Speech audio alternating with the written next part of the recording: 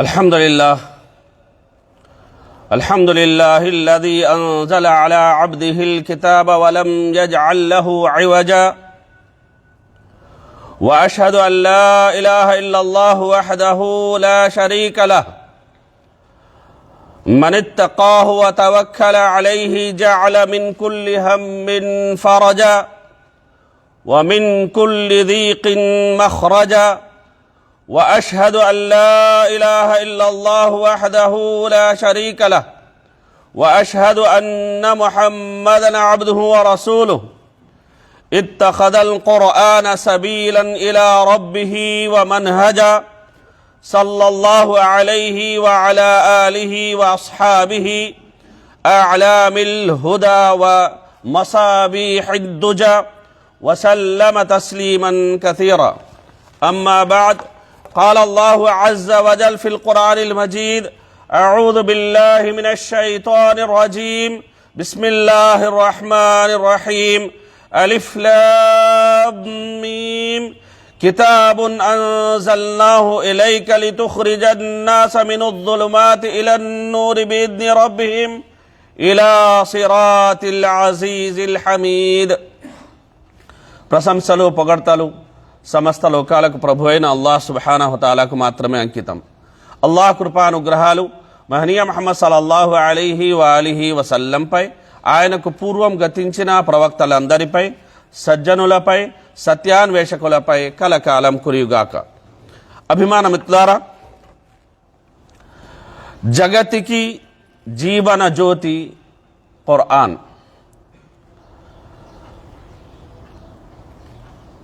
అభిమాన మిత్రులారా,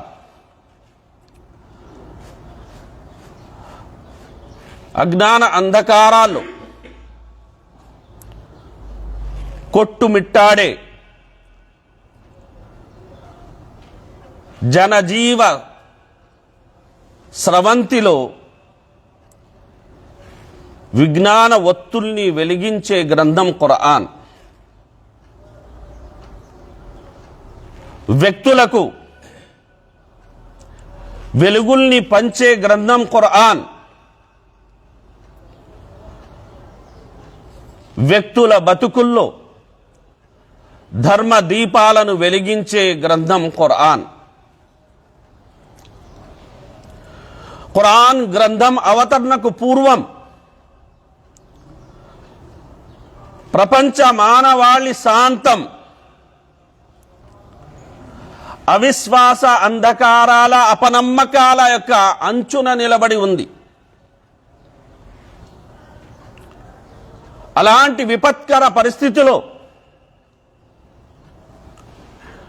ఖురాన్ గ్రంథం వారిని రక్షించింది. నిజదైవం ఎవరో తెలియక, ఎవరిని కొలవాలో తోచక, కనిపించే ప్రతి రాయిని, రప్పను, పామును, పుట్టను, లోయను, పర్వతాన్ని, సూర్యచంద్ర నక్షత్రాలను ప్రపంచ మానవాళి దైవంగా నమ్మి కొలిచేది. అయితే ప్రవక్త సల్లల్లాహు అలైహి వసల్లం వారి ఆవిర్భావం, ఆయనపై ఖురాన్ అవతరణ అనంతరం అల్లాహ్ సుబ్హానహు తఆలా ఈ గ్రంథ ఆధారంగా మానవ జీవితాలను గాఢాంధకారాల నుండి వెలికి తీసి వెలుగు వెన్నెల్లో తడి స్నానాలు చేసేలా అల్లాహ్ సుబ్హానహు తఆలా దీవించాడు. ఫఅలమ్ అన్నహు లా ఇలాహ ఇల్లల్లాహ్ వస్తగ్ఫిర్ లిదంబిక్. ఓ ప్రపంచ ప్రజలారా, మీరు ఈ యథార్థాన్ని గ్రహించండి. మీ అందరి నిజ ఆరాధ్యుడు కేవలం అల్లాహ్ సుబ్హానహు తఆలా మాత్రమే. ఆయన తప్ప మరో నిజ ఆరాధ్యుడు లేడు. మీ గత పాపాలకి గాను, మీ నిర్వాకాలకి గాను, మీ అఘాయిత్యాలకి గాను, మీ నేరాలకి గాను, మీ ఘోరాలకి గాను మీరు తౌబా చేసుకోండి, ఇస్తిగ్ఫార్ చేసుకోండి. క్షమించడానికి, క్షమాభిక్ష పెట్టడానికి, సన్మార్గం చూపించడానికి నేను సిద్ధంగా ఉన్నాను అని అల్లాహ్ సుబ్హానహు తఆలా తెలియజేశాడు. ఫలితంగా అనేక మంది యొక్క ఇలవెల్పులను దేవీ దేవతలను కొలిచే మానవ జాతి విశ్వ మానవాళిని ఈ విశ్వములో వశింపజేసిన ఆ విశ్వకర్త అయిన ఏకైక సృష్టికర్త అయిన అల్లాహ్ సుబ్హానహు తఆలాను మాత్రమే ఆరాధించడం మొదలుపెట్టింది. ఆ రకంగా మానవ జీవితంలో ఖురాన్ గ్రంథం సత్య జ్యోతుల్ని వెలిగించింది. అదేవిధంగా అభిమాన మిత్రులారా, మనం ఒకప్పటి పరిస్థితిని కనుక తీసుకున్నట్లయితే సమస్త మానవాళి అత్యంత ప్రమాదకరమైన పరిస్థితుల్లో అనేది ఉండేది. వారికి ఒకరంటే ఒకరికి ఇష్టం ఉండేది కాదు. వారు చెల్లా చెదురుగా, గుంపులుగా, కూటములుగా, పరస్పరం కలహించుకునే తెగలుగా ఉండేవారు. కానీ చూస్తుండగానే వారందరూ ఒకరి కోసం ఒకరు ప్రాణాలిచ్చే స్థాయికి ప్రేమానురాగాలు కలిగిన సోదరులుగా, స్నేహితులుగా ఖురాన్ గ్రంథం వారిని తీర్చిదిద్దింది. కనుక అల్లాహ్ సుబ్హానహు ఖురాన్లో అంటున్నాడు, వద్కురూ నిఅమతల్లాహి అలైకుం ఇద్ కుంతుం అఅదాఅన్ ఫఅల్లఫ బైన ఖులూబికుం ఫఅస్బహతుం బినిఅమతిహి ఇఖ్వానా. అల్లాహ్ చేసిన మేళ్లను ఒకసారి జ్ఞాపకం చేసుకోండి. మీరు పరస్పరం శత్రువులుగా ఉన్నప్పుడు అల్లాహ్ మీ హృదయాలను కలిపాడు. ఆయన అనుగ్రహం వల్లనే మీరు పరస్పరం అన్నదమ్ములైపోయారు. మీరు అగ్నిగుండం అంచుకి చేరినప్పుడు ఆయన మిమ్మల్ని కాపాడాడు. ఈ విధంగా అల్లాహ్ మిమ్మల్ని సన్మార్గంలో నడిపేందుకు తన సూక్తులను విడమర్చి బోధిస్తున్నాడు అని అల్లాహ్ సుబ్హానహు వతఆలా ఖురాన్లో సెలవిచ్చారు. ఒకప్పుడు ఒక వంట కోసమో లేదా ఒక గొర్రె కోసమో ప్రాణాలు తీసుకునే స్థాయికి దిగజారేవారు. ఆ తర్వాత తౌహీద్ వారి జీవితాల్లో చోటు చేసుకుంది.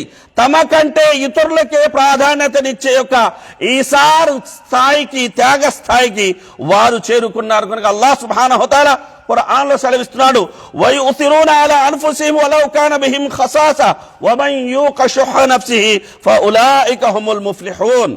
వారు స్వతహాగా అమిత అవసరంలో ఉన్నప్పటికీ, నిరుపేదలైనప్పటికీ ఇతరుల అవసరాలకే ప్రాధాన్యమిస్తారు. పేరాశ, పిసినారితనం నుండి రక్షించబడిన వారే నిజమైన యొక్క సఫలీకృతులు అని అల్లాహ్ సుబ్హానహు వతఆలా సెలవిస్తున్నాడు.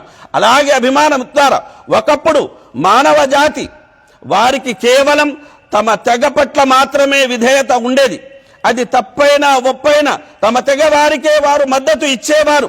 తమ తెగవారు పిలిస్తే చాలు ఎటువంటి సాక్ష్యం అనేది, ప్రమాణం అనేది అడగకుండానే వెళ్ళిపోయేవారు.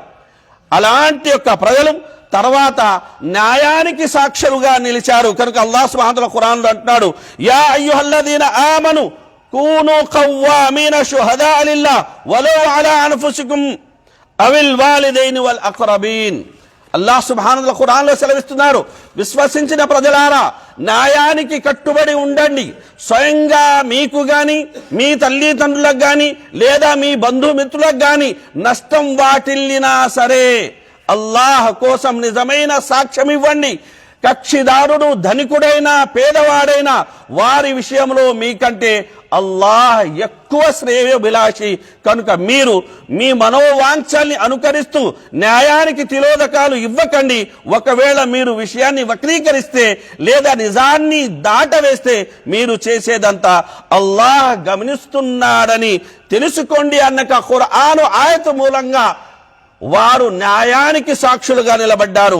అలాగే అభిమాన మిత్రులారా, ఒకప్పుడు కులగజ్జి, అలాగే తెగ పిచ్చి అనేది, అస్మియత్ అనేది వారిలో చాలా భయంకరంగా అనేది ఉండేది. దాన్నే వాళ్ళు ధర్మంగా భావించేవారు.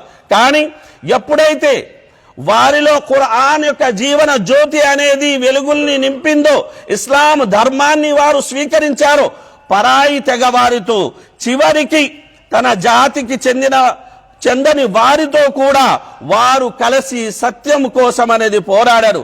ఒక ఔస్ గోత్రానికి చెందిన ముస్లిం హజ్రత్ ముస్లింస్, ఖురైష్ ముస్లింతో, అలాగే ఒక హబషీ ముస్లింతో, రోమన్ ముస్లింతో, పర్షియన్ ముస్లింతో, భారతీయ ముస్లింతో, ఇలా మనం చెప్పుకున్నట్లయితే ప్రపంచంలో ఉన్న ప్రతి ప్రాంతానికి చెందిన ప్రజలతో వారు కలిసి అడుగు వేశారు. సత్యం కోసం, ధర్మం కోసం భుజాన్ని ఇస్తూ వారు నిలబడ్డారు సోదరులారా. కనుక ఇక్కడ గమనించాల్సిన విషయం ఏంటంటే, ఇక్కడ ధనానికి వారు విలువ ఇవ్వలేదు, ఇక్కడ కులానికి వారు విలువ ఇవ్వలేదు, గోత్రానికి వారు విలువ ఇవ్వలేదు, అలాగే భాష గాని, ప్రాంతం గాని, వర్ణం గాని వీటికి విలువ లేదు. వారు విలువ ఇచ్చారు అంటే ధర్మానికి విలువ ఇచ్చారు, తక్వాకి విలువ ఇచ్చారు. కనుక అల్లాహ్ సుబ్హానహు వ తఆలా ఖురాన్లో సెలవిస్తున్నమాట, యా అయ్యుహన్నాస్ ఇన్నా ఖలక్నాకుం మిన్ దకరిన్ వ ఉన్సా వజఅల్నాకుం షుఊబన్ వ కబాయిల లితఆరఫు ఇన్న అక్రమకుం ఇందల్లాహి అత్కాకుం. ఓ ప్రజలారా, మేము మిమ్మల్ని ఒకే స్త్రీ పురుష జంట నుండి పుట్టించాం. తర్వాత మీ పరస్పర పరిచయం కోసం మిమ్మల్ని వివిధ జాతులుగా, తెగలుగా చేశాం. అయితే మీలో అందరికంటే ఎక్కువ భయభక్తులు కలవాడే అల్లాహ్ దృష్టిలో ఎక్కువ గౌరవనీయుడు. అల్లాహ్ సర్వజ్ఞాని, సమస్త విషయాలు తెలిసినవాడు. అలాగే అభిమానముత్తారా, ఒకప్పుడు వారు స్త్రీలను, ఆడపిల్లలను చులకనగా చూసేవారు, తక్కువగా భావించేవారు, అసహించుకునేవారు. అలాగే వారిని సజీవంగా ఒకవేళ పుట్టినా సజీవంగా మట్టిలో పాతిపెట్టేవారు. అయితే ఇస్లాం ధర్మం స్వీకరించిన తర్వాత, ఖురాన్ గ్రంథం అవతరించిన తర్వాత వారి ఆ పూర్తి పరిస్థితి అనేది మారిపోయింది. దాన్ని వర్ణిస్తూ అల్లాహ్ సుబ్హానహు వ తఆలా ఖురాన్లో సెలవిస్తున్నమాట, వైదా బుష్షిర అహదుహుం బిల్ ఉన్సా ظل వజ్హుహు ముస్వద్దన్ వహువ కదీమ్. వారిలో ఎవరికైనా కూతురు పుట్టిందన్న శుభవార్త వినిపిస్తే వెంటనే అతని మొహం మాడి ముడుచుకుపోయేది. అతను లోలోన తెగ బాధపడిపోయేవాడు. ఈ దుర్వార్త విన్నాక ఇక నా మొహం జనానికి ఎలా చూపించను అని భావిస్తూ ప్రజల నుండి తప్పించుకుంటూ తిరిగేవాడు. అదీగాక ఈ అవమాన భారంతో కూతుర్ని అలానే అట్టి పెట్టుకోవాలా లేదా మట్టిలో పూడ్చిపెట్టాలని తీవ్రంగా ఆలోచించేవాడు. చూడండి అల్లాహ్ విషయంలో వీరు ఎలాంటి యొక్క నిర్ణయాలు తీసుకుంటున్నారు అని. అల్లాహ్ సుబ్హానహు వ తఆలా ఆడ జన్మని శుభవార్తగా పేర్కొన్న తర్వాత, స్వర్గానికి మార్గంగా పేర్కొన్న తర్వాత, వారే ఎవరైతే ఆ ఆడ కూతుర్ని అనేది మట్టిలో పూడ్చిపెట్టేవారో వారే ఆమెను గౌరవించారు, వారే ఆమెను అభిమానించారు, వారే ఆమెకు ఆస్తిలో కూడా వాటా కల్పించారు సోదరులారా. అలాగే సకల విధాల మర్యాదలు ఏవైతే ఒక స్త్రీగా ఆమెకి కావాలో ఆ మర్యాదలన్నీ వారు స్త్రీకి, మహిళకు ఇచ్చారు. అంటే దానికి ఏకైక కారణం ఏమిటంటే ఖురాన్ గ్రంథ అవతరణ అన్న విషయాన్ని మనం ఈ సందర్భంగా అనేది గమనించాలి. అదే విధంగా అభిమానమిత్రులారా, వారిలో పూర్వం అనేది వారి జీవిత ఆశయం ఏమిటంటే ధనాన్ని పోగు చేసుకోవడం, ఒంటెల్ని గాని, గొర్రెల్ని గాని, ప్రాపంచిక సంపద గాని పోగు చేసుకోవడం, ఇదే లక్ష్యంగా ఉండేది. కానీ ఎప్పుడైతే వారు ఖురాన్ గ్రంథాన్ని చదివారో, ఎప్పుడైతే వారు ఇస్లాం ధర్మాన్ని స్వీకరించారో, ఇక వారి జీవిత ధ్యేయం అనేది షహాదత్ అయిపోయింది. వారి జీవిత ధ్యేయం షహాదత్ అయిపోయింది. కనుక అల్లాహ్ సుబ్హానహు ఖురాన్లో సెలవిస్తున్నాడు, మినల్ ముమినీన రిజాలున్ సదకు మా అహదుల్లాహ్ అలైహి ఫమిన్హుం మన్ ఖదా నహబహు వమన్ యంతదిర్ వమా బద్దలు తబ్దీలా. విశ్వాసులో కొందరు అల్లాహ్ సన్నిధిలో చేసిన ప్రమాణం నెరవేర్చుకున్నారు, కొందరు తమ సర్వస్వాన్ని దారబోయడం ద్వారా తమ మొక్కుబడి తీర్చుకున్నారు, మరికొందరు సమయం కోసం నిరీక్షిస్తున్నారు. వారు వైఖరిలో ఎలాంటి యొక్క మార్పు అనేది రానివ్వలేదు. అల్లాహ్ సత్యసంధులకు వారి సత్యసంధత, విశ్వసనీయతలకు తగిన ప్రతిఫలం ఇవ్వడానికి ఈ విధంగా చేయడం జరిగింది అని అల్లాహ్ సుబ్హానహు వ తఆలా సెలవిస్తున్నాడు. అదే విధంగా అభిమానమిత్రులారా, ఒకప్పుడు వారు మద్యం మత్తులో జోగేవారు, జూదమాడేవారు, నాట్యగత్తెలతో రాత్రి అనేది జాగారాలు చేసేవారు. అలాంటి యొక్క ప్రజలు వాటన్నిటినీ వదిలేసి అల్లాహ్ యొక్క సన్నిధానంలో నిలబడి రాత్రంతా అనేది కన్నీరు కార్చే యొక్క సుభక్తాగ్రేసరులుగా వారి మారిపోయారు. అలాగే తమ ప్రాణం కంటే ఎక్కువగా ప్రేమించే మద్యపానాన్ని వారు వదిలేశారు. బానిసలను వారు ఒకప్పుడు మనుషులుగానే చూసేవారు కాదు, అయితే ఆ బానిసల్ని వారు సయ్యిది నాయకుడా అని సంబోధించిన ఘట్టం కూడా వారి జీవితంలో చోటు చేసుకుంది. కనుక అభిమాన మిత్రులారా, ఇవన్నీ జరిగాయి అంటే దీనికి అసలు కారణం ఏమిటంటే జగతికి జీవన జ్యోతి అయిన ఖురాను గ్రంథం అనేది వారి జీవితాల్లో రావడమే. కనుక అభిమాన మిత్రులారా, ఖురాను గ్రంథం మనం శ్రవణానందంగా అనేది వినడానికి, అలాగే ఆత్మానందంగా కేవలం పారాయణం చేయడానికి మాత్రమే అవతరింపజేయబడలేదు. ఖురాను గ్రంథం అవతరించింది అంటే దాన్ని అర్థం చేసుకోవడానికి, ఆచరించడానికి, దానికి అనుగుణంగా మన జీవితాలను మనం మలుచుకోవడానికి. కనుక అభిమాన మిత్రులారా, సహాబాలు సెలవిచ్చిన మాట, ముందు మేము విశ్వాసాన్ని నేర్చుకునే వాళ్ళము, ఆ తర్వాత ఖురాన్ చదివే వాళ్ళము. ఇప్పుడు మీరేం చేస్తున్నారంటే ఖురాన్ నేర్చుకుంటున్నారు ముందు, తర్వాత విశ్వాసాన్ని అంటే అమలు అనేది తర్వాత మీరు చేస్తున్నారు. కనుక అభిమాన మిత్రులారా, సహాబాలు ఓ 10 ఆయతులు చదివితే ఆ ఆయతులకు అనుగుణంగా వాడు నడుచుకునేంత వరకు, వాటిని అమలు పరచనంత వరకు ముందుకెళ్లేవారు కాదు. కనుక అభిమాన మిత్రులారా, మానవ జీవితం మీద ఖురాన్ ఇంత బలమైన ప్రభావం చూపడానికి గల కారణాలు మనం తీసుకున్నట్టే క్రమానుసారంగా దాని అవతరణ, అలాగే తర్తీల్ అంటే ఆగి ఆగి చదవడం, అలాగే దాని గురించి ఆలోచించడం, ఇవన్నీ ప్రధాన కారణాలుగా మనం చెప్పుకోవచ్చు. కనుక అభిమాన మిత్రులారా, ఖురాన్ గ్రంథం ఈ మాసములోనే అవతరించింది కనుక రమజాను మాసం ఖురాను మాసంగా కూడా కనుక అభిమాన మిత్రులారా, ఖురాన్ గ్రంథం అనేది మన జీవితాలను మార్చాలంటే, అది మన జీవన జ్యోతిగా అనేది మారాలి అంటే ఖచ్చితంగా మనం దాన్ని అర్థం చేసుకొని మన నిత్య జీవితంలో అనేది పాటించే ప్రయత్నం శక్తి వంచన లేకుండా మనం చేయాల్సిన అవసరం, ఆవశ్యకత అనేది ఎంతైనా ఉందన్న విషయాన్ని సందర్భంగా మనం గమనించాలి. కనుక అభిమాన మిత్రులారా, ఖురాన్ మార్గదర్శకత్వం అంటే మనిషి జీవితానికి సంబంధించిన ఏ అంగమైనా, ఏ రంగమైనా దీని వెలుపల లేదు. ప్రతి విధమైన యొక్క వివరాలు అల్హమ్దులిల్లా ఖురాన్లో ఉన్నాయి కనుక అభిమాన మిత్రులారా, గాఢాంధకారంలో ప్రమాద అంచున నేడు కూడా ఏ మానవ జీవితాలైతే ఉన్నాయో అవి కాసింత ప్రమాదం నుండి కాపాడబడాలి అంటే జగతికి జీవన జ్యోతి అయిన ఖురాను గ్రంథాన్ని వారు అమలు పరచాలి. ఖురాను గ్రంథాన్ని మన జీవన జ్యోతిగా మనం చేసుకున్నట్లయితే మన గతి సద్గతి అవుతుంది, కాదు కూడదు అంటే మన గతి దుర్గతి అవుతుంది. అలాగే అది ఖచ్చితంగా ప్రమాదానికి దారితీస్తుంది. కనుక అభిమాన మిత్రులారా, అల్లాహ్ సుబ్హానహు వ తఆలా మనందరికీ జగతికి జీవన జ్యోతి అయిన ఈ ఖురాను గ్రంథం ద్వారా మన జీవితాల్లో సైతం వెలుగుల్ని నింపుకునేలా, మన జీవితాల్ని సైతం అద్భుతంగా మలుచుకునేలా దీవించాలని మనపూర్వకంగా వేడుకుంటూ నా మాట నేను పూర్తి చేస్తున్నాను. ఆమీన్. బారకల్లాహు లనా వ లకుం ఫిల్ ఖురానిల్ హకీమ్ వ నఫఅని వ ఇయ్యాకుం బిల్ ఆయాతి వద్ దిక్రిల్ హకీమ్ ఇన్నహు తఆలా గఫూరుర్ రహీమ్.